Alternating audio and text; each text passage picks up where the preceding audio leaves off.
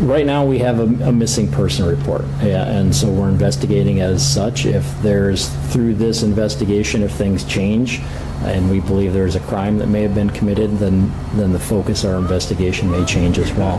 Tyler Weathersby, a young father, entrepreneur, and a budding social media influencer from Sioux Falls, South Dakota, has now been missing a month. This case, well, it's packed with a lot of unanswered questions, a lot of family drama, some extremely strange behavior from Tyler in the days leading up to when he went missing, and a few twists and turns in some past lives we have to explore. Let's unpack what we know about the case of Tyler Weathersby and questions surrounding his disappearance. We met in 2016. He messaged me on Facebook, and from then there, like, me and him have just built such a really deep, strong connection. And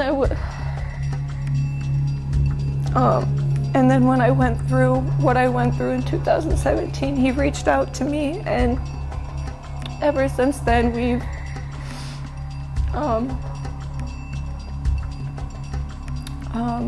we just got each other on another level.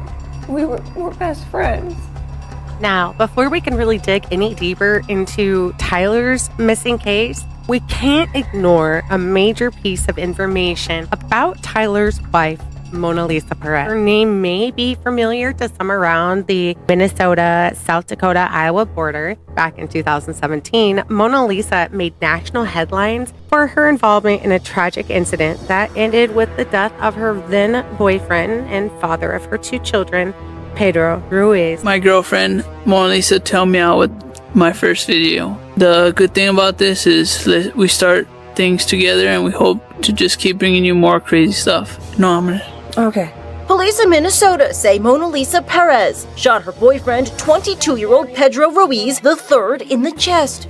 Thing I'm gonna be showing you guys on my channel, you guys are gonna be saying, "Damn it, boy." For more than a month, Monalisa Perez said her boyfriend had been begging her to launch his YouTube channel with a bang. So, babe, let's go ahead and show them what we have in store for our first video. On June 26th last year, she says she finally gave in. Perez told investigators that Pedro Ruiz had showed her a book before where a bullet didn't fully pierce a hardcover book. I'm just not going to just set it and just shoot it. No. I'm going to stand behind it.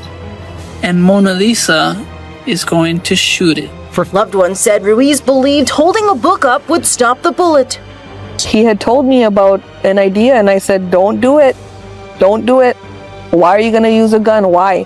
Because we want more viewers. Moments before gunfire rang out, Perez posted to Twitter, "Me and Pedro are probably going to shoot one of the most dangerous videos ever. His idea, not mine." It happened like this. It shouldn't have happened at all. Pedro and Monalisa really wanted to be these large internet YouTube stars. And Pedro thought that by doing a stunt so stupidly dangerous, because let's use a little common sense here, this should not have happened. But he said he had tried it before. He said he had practiced using a 50 cal Desert Eagle to shoot into a book that was then placed, of course, in front of his chest. And the end result, of course, was he died on the scene. Safety off.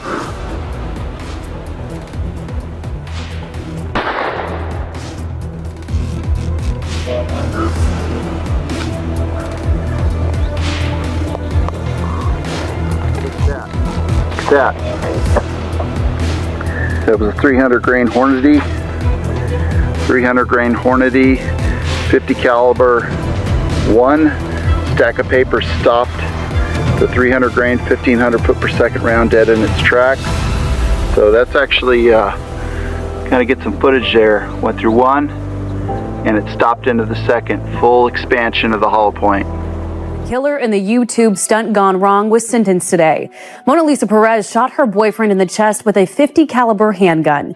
The couple thought a book would stop the bullet. It didn't. And I know it's hard for her too, but she had a choice and she made the wrong one. I mean, come on, get real. She took a life of someone. He was the one that brought us together. We loved him very much. Ruiz died back in June. Today, the mother of his kids heard her punishment. The judge here in Norman County said no cameras allowed in the courtroom for the sentencing of Perez. It was after some emotional testimony we learned that she could be doing up to 6 months behind bars. His family is hurting. Well, man, our family is hurting just as much too. And Monalisa loved Pedro with all of her heart. Do you think she wanted to do that? It's just a tragedy. It was just a tragedy. Monalisa's grandmother, the only one addressing their perspective. Monalisa herself didn't say a word in court. I just think everybody should just step back and think about how we feel and how we are protecting Mona, and we want to make the best life for her. I don't think it's fair. We don't have him ever again. You know, whatever the truth was, we still don't know. She hasn't apologized to any of my family. I don't think it's fair. The message they want conveyed. Don't try to do it to get rich or famous or anything like that. Just don't do it. It's ridiculously crazy. And we're just broken-hearted. One day we'll be with him again. Perez will be serving her time in South Dakota in her home state.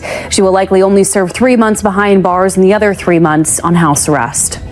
Monalisa was 17 at the time and Pedro 22. He worked for the railroad, had a great job in the area. I will say the railroad working for DM&E out here. They have a very good retirement plan, life insurance, pension plan is taken care of by the folks who work at the railroad. How reckless was this? Not only for Monalisa and Pedro, but their little girl was outside right there watching all of this go down. They thought this would be ticket to YouTube fame and then stability financially and being secure.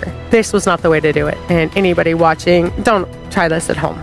It's really a case that stood out by itself as a chilling reminder of the lengths some people are going to go to for online fame and fortune. It's also just a disastrous tale of 2 young kids who I don't think had a clue of what they were really doing. Let's get back to the fact. Right around this December 2017 time period is when, according to Monalisa, that she and Tyler reconnected. I look at my cameras like a crazy woman, just hoping that he shows up.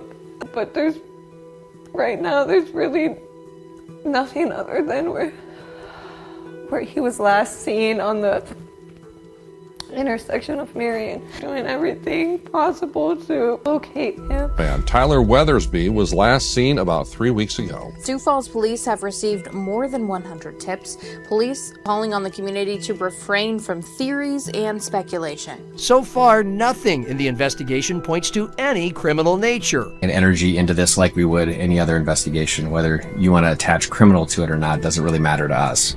Tyler Weathersby disappeared after going on a walk on September 4th. Police say that they're investigating and following up on any leads they get. It's been extremely difficult. A lot of ups and downs, a lot of breakdowns. Trying to hold it together for our children. Monalisa Perez says she has no idea where her husband could be. At this point, no, I don't. Tyler had just become a father again, welcoming a new baby into his and Monalisa's household. And of course, he was an amazing parent to Monalisa and Pedro's 2 children, who he treated just like his own. Anyone who has a newborn knows it's not easy. And I'm sure this was no exception. Outwardly, he was happy, but I'm sure juggling a business, taking care of kids, and trying to keep everything from the outside looking in like it was together started to wear on him.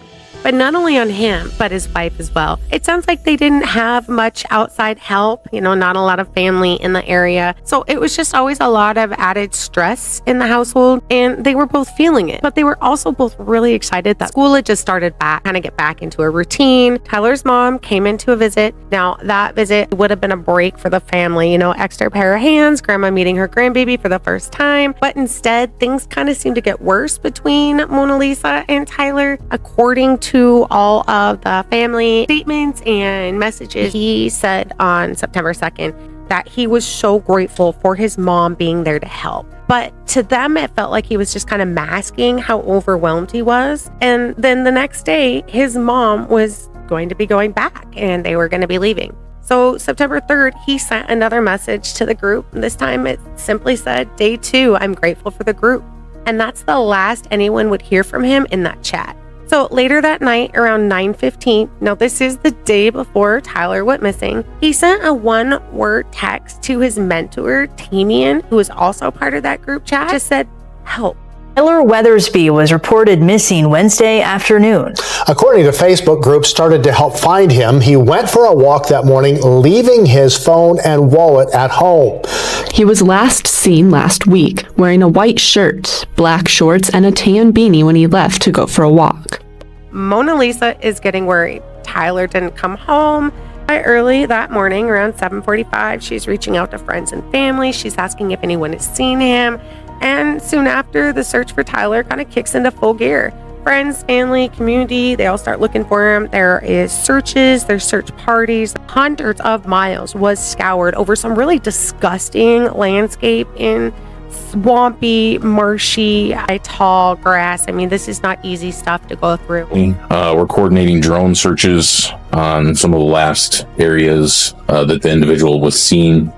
Either by us on camera somewhere or been reported to us. We're also using legal service to try to leverage some of the social media and other sources for information so that we can try to develop some leads on where Mr. Weathersby could be. The family, friends, and searchers have not put anything to waste. They have gone all out with this. Now, search dogs were brought in. They actually, according to family, picked up Tyler's son near Stan Houston and Marion Road, which is areas not too far from his home. There's been no real breakthrough. The search really is stalled. When we have just a missing person case like this and know that they left a home, we don't have an idea of where they went or where they may be. And so it's really difficult to try to organize a search when you don't have any area to concentrate that search in. So we really haven't done any searches. I think there's been a couple of times when we've utilized our drones to fly and check different areas, but it's really based off of information that we learn through this investigation. And so that's really kind of what drives everything is what we learned from that investigation. Perez says that she and Tyler just had their baby 6 months ago. Plus, he has 2 stepchildren. That's why she strongly believes that he would never just leave on his own. Yes, this is out of character for him. We try to, there's a rumor mill on everything that we investigate usually. We're treating this like any other missing person case where we have someone that would disappear and it's concerning to their family members. These are all things that we would do on every missing person case until we can rule things out. So Police are still looking for any leads that point to where Weathersby could be. We as law enforcement can make no assumptions. We just know that he's missing, his family has reported him missing, and we have to look for steps or action or evidence that allows us to go down the right road to make sure that we can find Mr. Weathersby. Chief Toom goes on to add they must deal with the information in front of them and what they can prove to make the right decisions in their investigation. I'm hurt, I'm hurt because I know that this isn't my brother. Tyler's mom has been vocal in standing up for herself and her son on Facebook. And one of the posts very early on is kind of revealing. His mom left the morning of September 3rd, so the day before he disappeared. She said, like clockwork, Tyler got up super early to get ready for the day, goes into the garage, he works out. Typically, Monalisa works out too, but she couldn't remember if she had that day or not. But then they normally take early morning walks together with the baby in the stroller. It's kind of a fancy stroller. It was like little convertible things from the pictures I'd seen. She also ensures that she mentioned Tyler took his phone with him every day he went for a walk and his ID. And she knows specifically about the ID because they had just talked about it the day before about the real IDs that are coming due before May of 2025. They came home after their walk, freshened up, got dressed, and left. Now, before lunch, still on the 3rd, his mom gets a strange text message from Monalisa. She says it felt different. The original message reads, "Can we talk? Have you noticed how Tyler's been with his eyes when talking to people?" His mom's response, "We can talk. Where are you?" Mona Lisa's response was, "We're eating right now." Mona Lisa shared that when Tyler's mom and her discussed Tyler's behavior, according to Mona Lisa, it sounds like things might have got a little heated and the conversation escalated into a big fight. Tyler actually drove his mom to the airport around 3 p.m. on the 3rd, even though she wasn't ready to fly out until 5 a.m. the next day. Brother said that his mom had stayed at a hotel at the airport here in Sioux Falls on the night of the 3rd. Tyler's mom also confirms that he took her to the airport and should have been getting done right about the time that the kids got done with school. So Tyler's mom leaves Sioux Falls on the 4th, bright and early in the morning, and that's that. According to Mona Lisa, Tyler had blocked all of his family on his phone. We also spoke with Tyler's brother Gregory, who now lives in Wyoming. He too doesn't believe Tyler would just disappear without a trace. I would say Tyler is a really open-hearted individual. He wants to help everyone. The public has been amazing. They've sent me a lot of different proof, a lot of behind-the-scenes things. They've been supporting the search groups, handing out missing person flyers, sending me video footage that they may have found of Tyler, different screenshots and proofs and different documentation that may lead to hopefully finding Tyler soon. Has anything been ruled out? Not at this point. We're still actively investigating and doing what we can to try to leverage these places with legal service for information and conducting drone searches and things of that nature.